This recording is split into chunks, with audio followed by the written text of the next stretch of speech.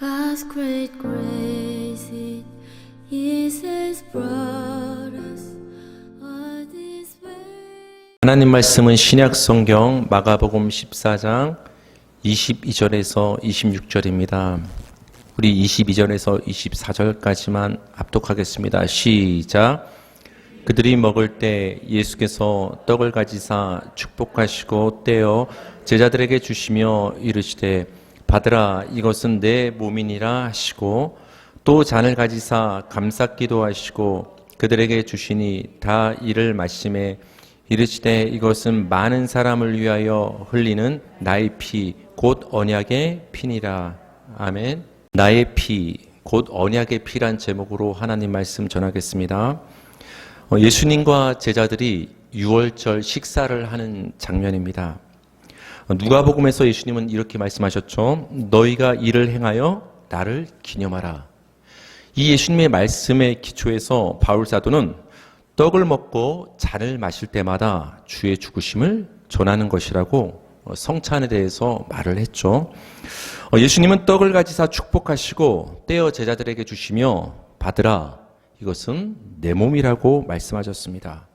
또 잔을 가지사 감사기도 하시고 제자들에게 주시며 이것은 많은 사람을 위하여 흘리는 나의 피 곧 언약의 피라고 말씀을 하셨습니다. 예수님이 떡을 가리켜서 내 몸이라고, 이걸 좀 직역을 하면 내 살이라고 말씀을 하셨기 때문에 이를 문자적으로 받아들이면 그 떡을 먹는 사람은 일종의 식인 행위를 하는 것이 됩니다. 실제로 이런 오해를 한 적이 성경에 기록되어 있습니다. 요한복음 6장 51절에서 52절입니다. 제가 읽어드릴게요. 나는 하늘에서 내려온 살아있는 떡이니 사람이 이 떡을 먹으면 영생하리라. 내가 줄 떡은 곧 세상의 생명을 위한 내 살이니라 하시니라. 그러므로 유대인들이 서로 다투어 이르되 이 사람이 어찌 능히 자기 살을 우리에게 주어 먹게 하겠느냐.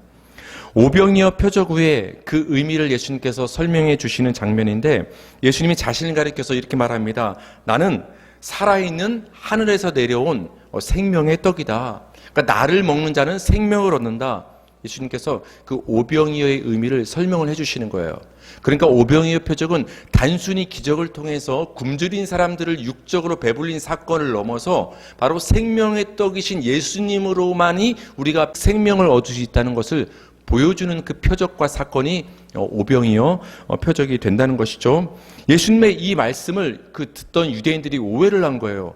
아니, 어떻게 저 예수가 자기 살을 우리에게 줘서 먹게 하느냐고, 어떻게 자기 살을 떼어서 우리에게 줄 수 있느냐고, 마치 그 예수님의 그 말씀을 진짜 그 육적인 살을 먹는 것으로 그 오해한 일이 지금 성경에 기록되어 있습니다. 이에 대해서 예수님은 예수님의 살을 먹고 피를 마시는 것이 어떤 의미가 있는지에 대해서 이제 말씀을 해주십니다. 요한복음 6장 54절과 56절인데요. 다 같이 읽어보겠습니다. 시작. 내 살을 먹고 내 피를 마시는 자는 영생을 가졌고 내 살을 먹고 내 피를 마시는 자는 내 안에 거하고 나도 그의 안에 거하나니. 내 살을 먹고 내 피를 마시는 자는 영생을 가졌고 그리고 내 안에 거하고 서로 안에 거한다. 이렇게 말씀을 지금 예수님께서 해주시죠. 즉 하나가 된다라는 거예요. 예수님이 우리 안에 거하고 우리가 예수님 안에 거한다. 두 개로 나눠 말했지만 이것은 예수님과 우리가 한 몸이 되었다. 즉 연합이 되었다는 걸 말하는 거예요. 어떻게 할 때? 예수님의 살을 먹고 예수님의 피를 먹을 때. 여러분, 우리가 예수의 이 영생의 생명을 얻고 예수와 한 몸을 이루는 것은 무엇으로 가능한 일이죠? 예수님을 믿음으로만 우리가 영생을 얻고 예수님을 믿음으로만 예수와 한 몸을 이루는 거예요. 근데 요한복음에서는 예수님께서 어떻게 설명을 해주냐? 내 살을 먹고 내 피를 마시는 자는 영생을 얻고 나와 한 몸을 이룬다. 여러분, 다음 한번 표를 한번 보면 알 수가 있어요. 예수님이 이렇게 말씀하시죠. 예수님의 살을 먹고 피를 마시면 생명을 얻고 예수님과 연합이 된다. 근데 우리는 보통 어떻게 알고 있어요? 예수님을 믿으면 생명을 얻고 예수님과 연합된다. 여러분, 빨간 줄로 표시된 부분을 한번 보세요. 그게 같은 의미라는 거예요. 지금 예수님께서 말씀하신 예수님의 살을 먹고 피를 마시라는 것은 정말 예수님의 살과 피를 먹고 마시라는 그런 육적인 행위를 말하는 것이 아니라 예수님을 믿으라 이 말씀을 하고 계시는구나. 예수님은 오병이어 표적을 통해서 자신을 믿어야만 생명을 얻을 수 있다는 것, 예수님을 믿어야만 예수님과 한 몸과 연합을 이룰 수 있다는 것을 이 표적을 통해서 말씀을 해 주신다라는 거예요. 마찬가지로 오늘 본문 말씀에서도 유월절 식사에서 예수님께서 제자들에게 떡을 떼어 주시면서 이것은 내 몸이니 받아 먹으라, 이 말씀은 어떤 의미로 말씀하신 거예요? 한마디로 이쯤이면 알아야죠. 이것은 내 몸이니 받아 먹으라. 한마디로 무슨 말이에요? 나를 믿으라 하신 말씀인 거예요. 우리는 성찬을 통해서 예수님을 향한 우리의 믿음을 표현하는 거예요. 성찬을 통해서 내가 예수 밖에 외인으로 이방인으로 있는 존재가, 예수와 동떨어진 존재가 아니라 성찬을 통해서 나는 믿음으로 예수 안에 들어간 자입니다, 예수와 떨어질 수 없는 한 몸 된 연합된 자가 우리 성도입니다를 고백하는 그 시간이, 그 믿음의 시간이 성찬의 시간이 되는 거예요. 그러니까 예수님께서 그 유월절 식사에서 그 떡을 제자들에게 떼어주시면서 이것은 내 살이다, 내 몸이니까 받아 먹으라, 이 말씀은 한마디로 제자들에게 나를 믿으라, 나를 믿어야만 너희가 생명을 얻을 수 있고 나와 한 몸을 이룰 수 있다라고 예수님께서 십자가 죽음을 앞두고서 말씀을 해주시는 것입니다. 예수님은 떡을 가리켜서 내 몸이라고 말씀하신 것처럼 잔을 가리켜서, 구체적으로 말하면 그 잔에 포도주가 담겨 있었죠. 그 포도주 잔을 가리켜서 내 피라고 말씀하십니다. 여러분, 정말 그 잔에는 예수님 피가 담긴 건 아니잖아요. 그렇죠? 근데 예수님은 그것을 지금 피라고 말씀하시는 거예요. 예수님께서 뭔가 말씀하시길 원하시는 거겠죠? 예수님의 몸을 상징하는 떡을 먹는 것이 예수님을 믿는 것이 된다면 예수님의 피를 상징하는 이 잔을 받아 마시는 것 또한 예수님을 믿는 행위가 되는 거예요. 떡을 먹는 것도 예수님을 믿는다라는 고백이 되는 것이고, 이 잔을 받아 마시는 것도 예수님을 믿는다라는 믿음의 표현이 된다라는 거예요. 예수님은 자신의 그 피를 잔으로 말하고 있습니다. 여러분, 성경에서 잔이라는 것은 고난을 가리키고 하나님의 어떤 그 분노와 심판을 가리키는 용어가 잔이에요. 그렇죠? 하나님의 그 심판의 잔.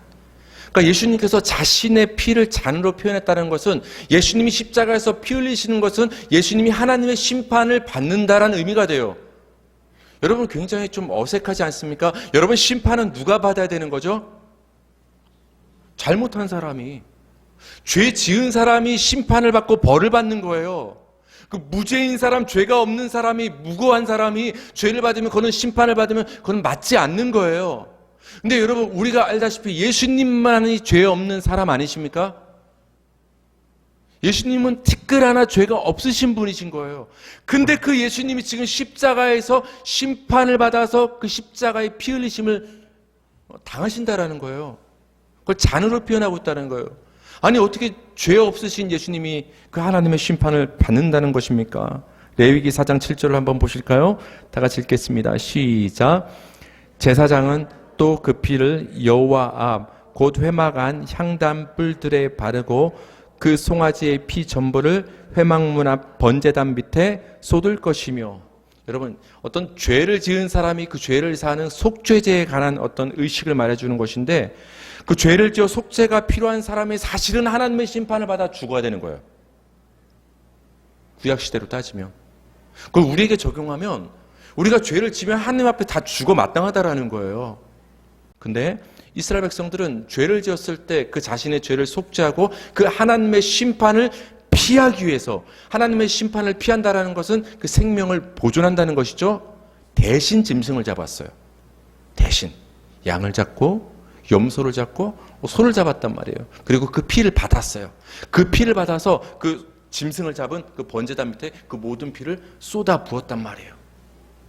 여러분, 우리가 자주 이 희생제사에 대해서 얘기를 들으니까 그런가 보다 와닿지 않는데, 여러분, 그 장면을 실제로 보면은 전 본 적이 있거든요. 굉장히 어떻게 보면 무섭고 좀 끔찍해 보이는 장면이에요. 그 살아있는 짐승의 목을 따서 그 피를 양동이의 대야에 그대로 받아서 그 짐승은 고통스럽게 죽어가고 그 피를 그 태우는 그 번제단 밑에 다 쏟아붓는 거예요. 그것을 지켜보는 죄를 지은 사람은 저 짐승이 내가 저렇게 고통스럽게 죽어야 되는데, 저 자리가 내 자리인데, 내가 피 흘려야 되는데 저 짐승이 저렇게 나 때문에 고통스럽게 죽는구나. 그 자신의 죄에 대해서 인식을 하는 거예요. 다시 한번 죄에 대해서 돌이키게 되는 거예요. 그래서 자신이 받아야 될 하나님의 심판을 피해서 생명을 얻게 되는 거예요. 그때 여러분 피가 등장하는 거예요. 하나님의 심판을 피하기 위해서. 레위기 17장 11절 우리 다 같이 읽어볼까요? 시작. 육체의 생명은 피에 있습니다. 내가 이 피를 너희에게 주어 제단에 뿌려 너희의 생명을 위하여 속죄하게 하였나니 생명이 피에 있으므로 피가 죄를 속하느니라. 그렇죠, 여러분? 생명은 여러분 피에 있는 거예요, 결국은. 그렇죠? 피에 모든 것이 있다라는 거예요. 그래서 피가 죄를 속하는 거예요. 그래서 우리는 그런 말 잘 알고 있잖아요. 피 흘림이 없이는 죄 사함이 없다. 왜? 피가 생명이니까. 죄값을 받으면 반드시 그 생명값을 치러야 되니까 동물이 죽은 것처럼 그 생명을 의미하는 그 피 흘림이 없이는, 생명을 내어줌이 없이는 죄사함이 결코 있을 수 없는 거예요. 여러분, 우리가 하나님께 그냥 용서받았나 보다 이렇게 생각을 하는데 그 이면에는 고통과 피 흘림이 반드시 있었다라는 거예요. 우린 그걸 알아야 돼요. 절대 우리가 받은 그 하나님의 그 용서가 값싼 용서가 아님을 우리는 그 짐승을 통해서도 알 수 있는 거예요. 생명은 피에 있고 피가 죄를 속하는 거예요. 그래서 그 짐승의 피를 대신 쏟아붓게 하나님께서는 하신 거예요.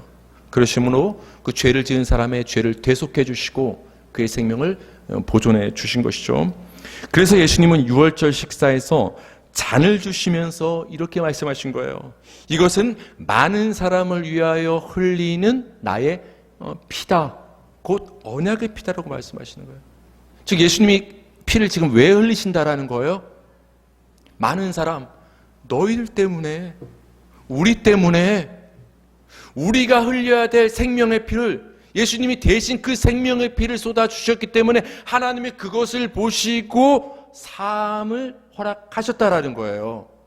짐승의 피를 보고서 그 유대인들을, 구약의 사람들을 용서하신 것처럼, 대속하신 것처럼 예수의 그 피 때문에 하나님께서 우리의 죄를 덮으시고 우리를 용서해 주셨다라는 거예요. 그래서 예수님께서는 그 잔을 제자들에게 나눠주시면서 이 피를 마셔라.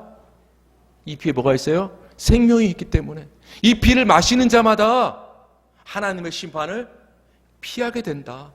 그래야 너희가 생명을 보존할 수 있다. 예수님께서 자신의 피에 대해서 말씀을 하시는 것입니다. 예수님은 특히 자신의 피를 언약의 피라고 말씀하셨는데 여러분, 언약과 피는 연결이 됩니다. 출애굽기 24장 5절에서 8절인데요. 제가 읽어드릴게요.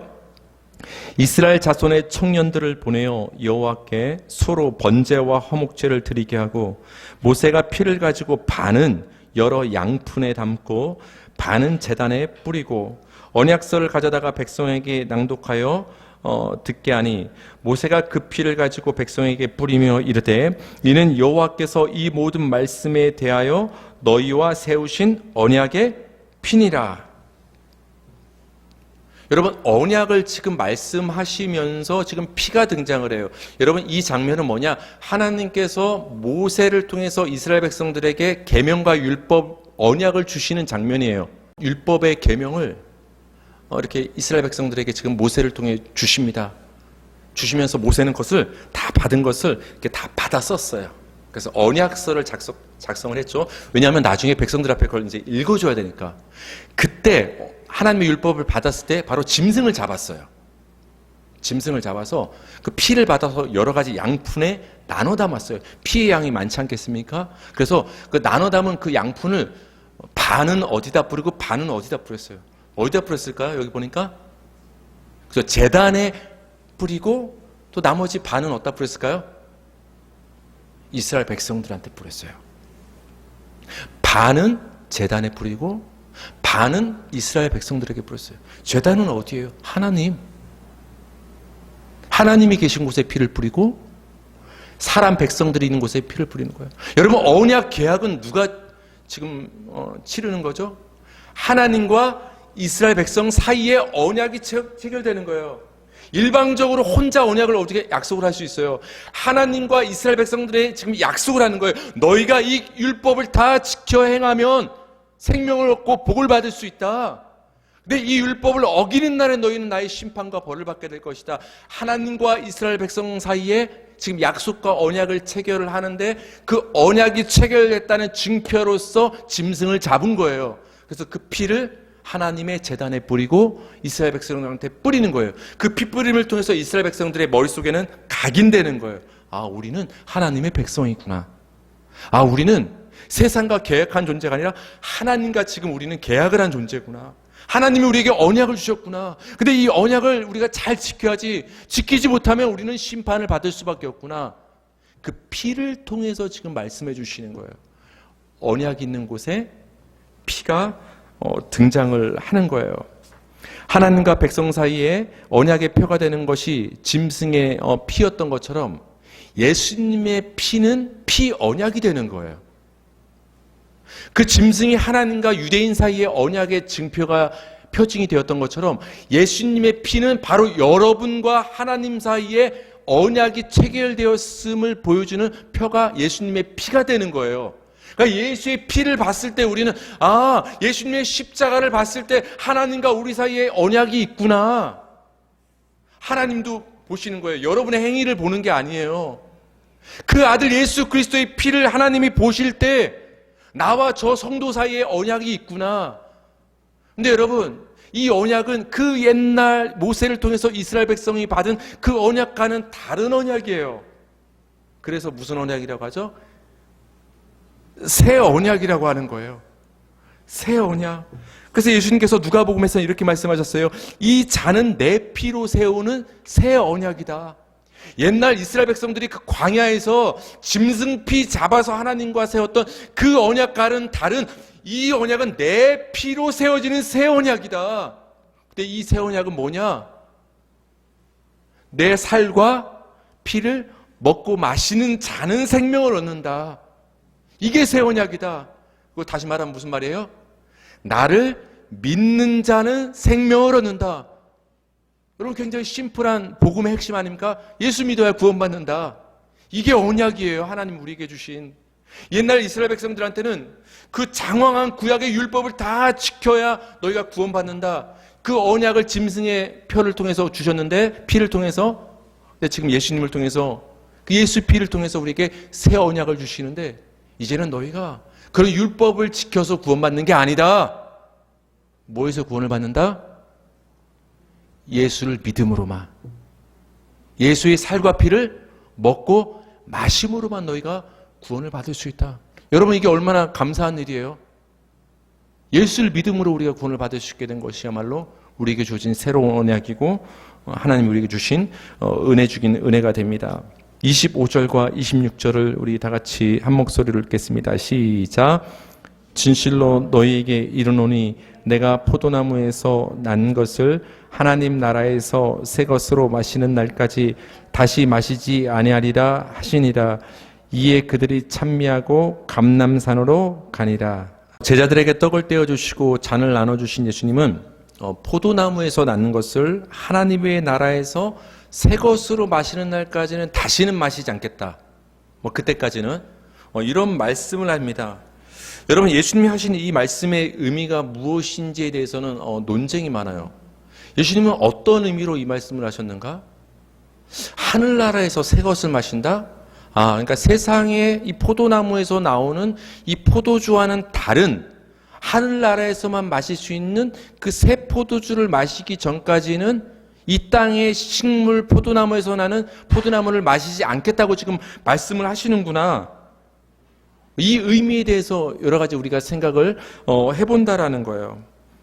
여러분, 정말 예수님은 하나님 나라로 올라가기 전까지, 승천하기 전까지 다시는 포도주를 안 마셨을까요? 이 말씀대로? 여러분, 마셨냐 안 마셨냐 이것을 따지는 사람들, 학자들도 엄청 많아요. 참 할 일 없는 사람들 많죠? 여러분, 이게 중요한 거 아닙니다, 여러분. 이 말씀은 복잡하게 볼 필요가 없는 거예요. 하나님 나라에서 새 것으로 마시는 날까지 다시는 마시지 않겠다는 말씀의 초점은 어디에 있느냐? 하나님 나라에 초점이 있는 거예요. 포도주를 이 땅에서 다시는 마시느냐 안 마시느냐가 핵심과 초점이 아니라 예수님이 지금 하나님 나라를 말씀하고 있다는 거예요. 다시 말하면 곧 있으면 하나님 나라가 임한다라는 걸 지금 예수님 말씀하시는 거예요. 언제? 예수님께서 십자가에서 피 흘려 죽으심으로 이 땅에 하나님 나라가 임한다라는 거예요. 예수님께서 십자가에서 피 흘리심으로 사탄의 권세가 공중에서 쫓겨난다라는 거예요. 이 세상 나라가 무너지고, 여러분 이 세상 모든 불신자들 가운데는 그 세상 나라가 지금 굳건히 세워져 있는 거예요. 나라가 뭐예요? 통치. 왕의 통치가 나라예요. 성경에서 나라로 번역된 말은 통치예요. 정확히 하나님의 나라는 하나님의 통치예요. 그러니까 하나님의 나라는 하나님의 통치를 받는 거예요. 세상 나라가 뭐예요? 세상의 이끌림을 받고 세상의 통치를 받는 거예요. 근데 여러분, 하나님을 믿지 않고 예수님을 믿지 않는 모든 사람 속에는 세상 나라가 세워져 있는 거예요. 그들이 주인 되어서 살아가는 것 같죠, 여러분? 아닙니다, 여러분. 자기 개발하고 자기 꿈꾸고 자기 인생 설계하면서 멋들어지게 살아가는 것처럼 보이죠?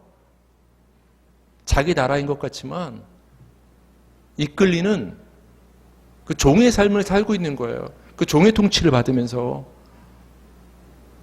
그랬던 인생 가운데 예수님의 십자가 피가 흘려짐으로 말미암아 그 공중권세의 사탄이 쫓겨남을 당해서 그 심령 안에 하나님의 나라가 임하는 거예요. 뭐로 인해서? 예수님의 십자가로. 그러니까 여러분, 예수님의 십자가 피는 하나님의 나라와 연결되는 거예요. 여러분, 그래서 예수님께서 처음으로 침례 요한의 바통을 이어받아서 복음 사역을 시작하실 때 처음 전했던 메시지가 어떤 메시지였죠? 하나님 나라가 가까이 왔으니 회개하고 복음을 믿으라. 마가복음 1장 15절에서 말씀하셨잖아요. 하나님 나라가 가까이 왔다라는 걸 예수님은 전하신 거예요. 왜? 조금 있으면 예수님이 십자가에서 피 흘려 죽으실 것이기 때문에. 예수님이 십자가에서 피 흘려 죽으시면 무슨 나라가 임한다라는 거예요? 하나님의 나라가 우리의 여러분의 심령 가운데 임하는 거예요. 그래서 세상의 통치를 받던, 내가 주인 되어 살았던 그 인생이 이제는 하나님의 통치를 받아서 하나님에게 이끌려가는 삶을 살게 된다라는 거예요. 그러니까 지금 예수님은 다시는 포도주를 마시느냐 안 마시느냐 어떤 이런 얘기 말씀하시는 것이 아니라 곧 있으면 하나님의 나라가 임한다. 그러니까 우리는 새 포도주 마실 수 있다. 제자들에게 지금 말씀을 하시는 거예요. 제자들은 지금 하나도 못 알아듣고 있는 거예요. 근데 여러분은 알아듣습니까? 여러분, 하나님의 나라는 작게 보면 하나님의 가족이에요. 그렇죠? 크게 보면 하나님의 나라지만 작게 보면 하나님의 가족이에요. 여러분, 인간의 혈육적인 가족은 육신의 부모의 피와 살을 받아서 우리가 만들어지는 것 아닙니까? 그렇죠? 굉장히 신기해요. 저희도 나이가 들수록. 옛날엔 아닌 줄 알았는데 작은 것 하나하나 내가 아버지를 닮았구나, 어머니를 닮았구나를 나이가 들면서 여러분도 느껴보신 적이 있지 않습니까? 때로는 걸음걸이까지, 웃음소리까지, 성질머리까지. 제가 요즘 고민하고 있어요. 내 성질머리가 누굴 닮았나?